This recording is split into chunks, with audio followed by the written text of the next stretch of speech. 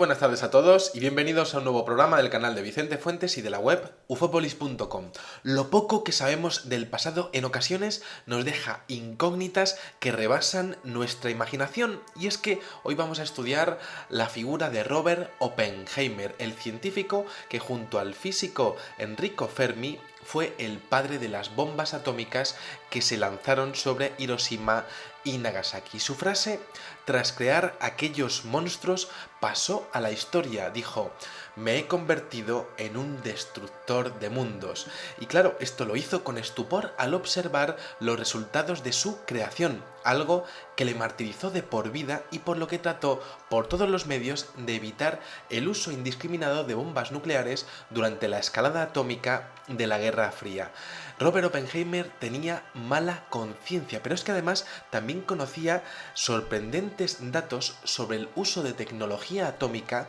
en la antigüedad, concretamente en las regiones de Tar y de Arapa, entre la India y Pakistán. De hecho, una de las declaraciones más chocantes a nivel histórico de Oppenheimer fue que la suya no había sido la primera bomba atómica que se había hecho estallar sobre la Tierra. Una curiosidad que desde luego a mí no me ha pasado inadvertida, porque resulta que, según el historiador Kisari Mohan Ganguly, cuando este físico se encontraba en sus primeros años de Harvard, entró en contacto con el indólogo Arthur Ryder de la Universidad de Berkeley. Ambos estaban intrigadísimos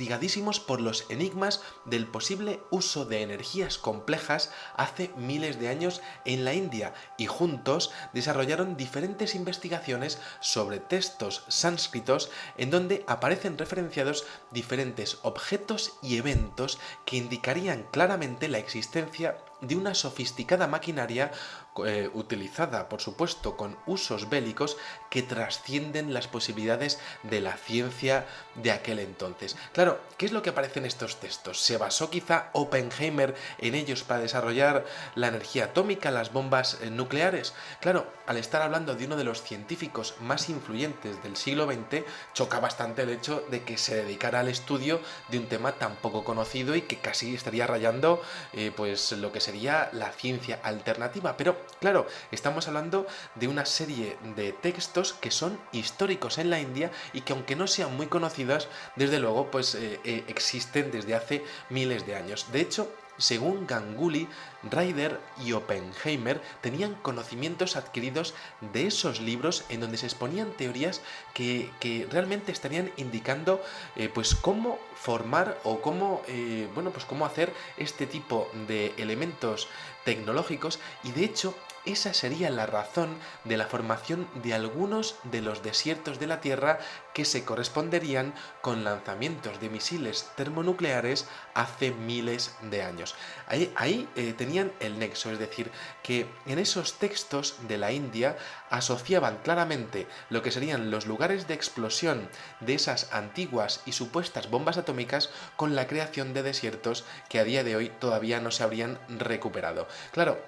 los textos que fueron encontrados, según Ganguly, en pasajes del mítico libro Mahabharata, claro, hablan de la extraña batalla de Drona Parva. Aquí se expone un combate en los cielos, en donde encontramos absolutas referencias a lo que serían rugido de bombas que estallaban en los continentes. También aparecen menciones a que los proyectiles habían sido cargados con la energía del universo, quizá haciendo algún tipo de mención a lo que podría ser la energía atómica, a los átomos de los que consta toda materia. Claro, en los textos también aparecen menciones increíbles como una columna de humo incandescente y una llama tan brillante como miles de soles en todo su esplendor, algo que podría deberse a una explosión perpendicular similar a las de las bombas atómicas, que habría generado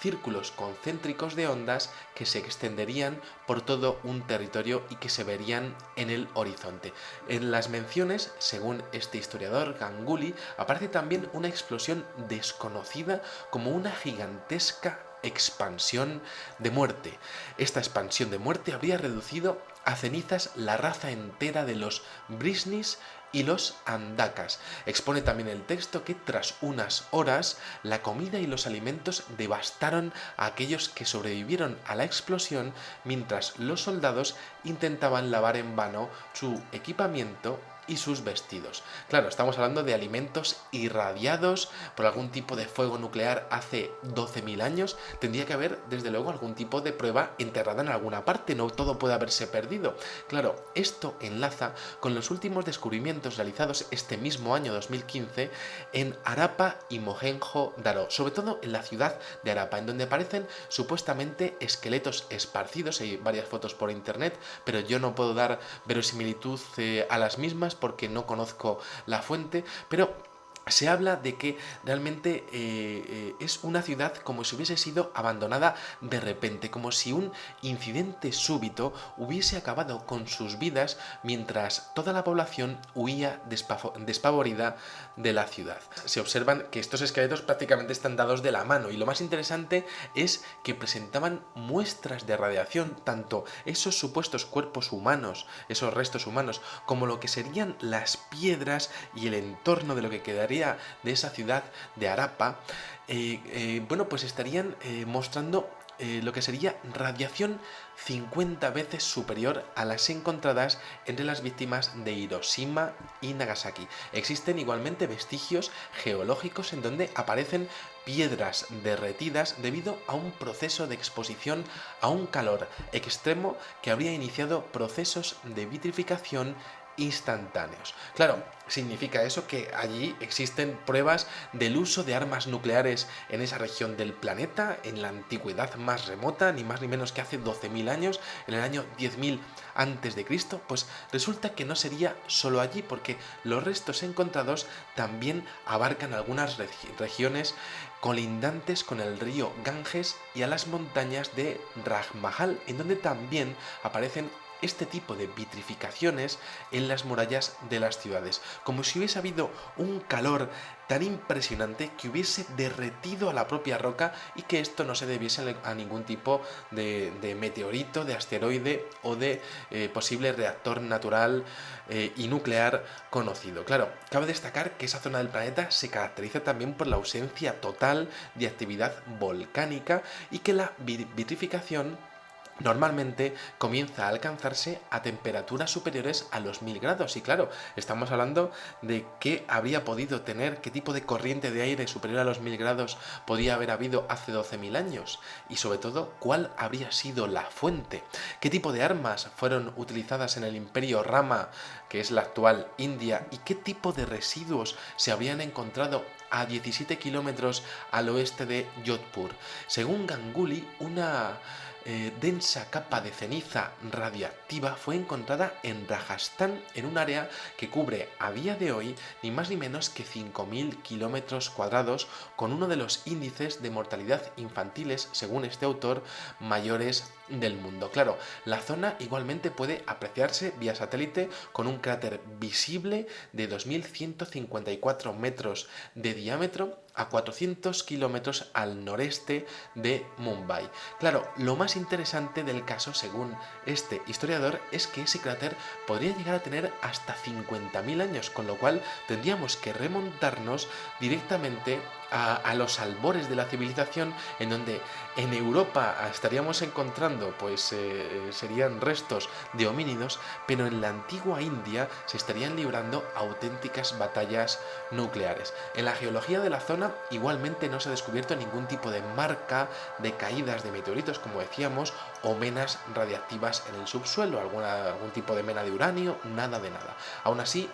no habría meteorito alguno que justificase una presión de 600.000 atmósferas y una radiación 50 veces superior a la encontrada en Hiroshima. Claro, ¿qué sabía Oppenheimer sobre estas bombas atómicas de hace 12 o 50.000 años? Con todo, podemos entender que este señor sabía perfectamente lo que estaba construyendo y los efectos que crearía, habida cuenta de los estudios a nivel, pues evidentemente académico, a los que estaba teniendo acceso. Es evidente que pudo acceder a información privilegiada de la Universidad de Berkeley, famosa por ser sede, por otra parte, de algunas de las hermandades que han sido vinculadas con la alta masonería de los Estados Unidos. Por tanto, tenemos que pensar una cosa: si esto ha trascendido, qué tipo de archivos existen en este tipo de instituciones americanas, en este tipo de hermandades, qué información manejan. ¿Existieron realmente esas explosiones nucleares hace 12 o incluso 50.000 años? ¿Quién pulsaría ese botón rojo, habida cuenta de que los seres humanos estábamos en un nivel de evolución tecnológica prácticamente a años luz de la tecnología atómica? Estamos hablando de un conocimiento antiguo que realmente pues, ha quedado perdido con el paso de los años, en la arena de los tiempos, pero también estamos hablando de unas descripciones de una tecnología que habría sido pues utilizada con fines destructivos y que desde luego habría sido pues la clave para el desarrollo de las armas nucleares que los Estados Unidos habrían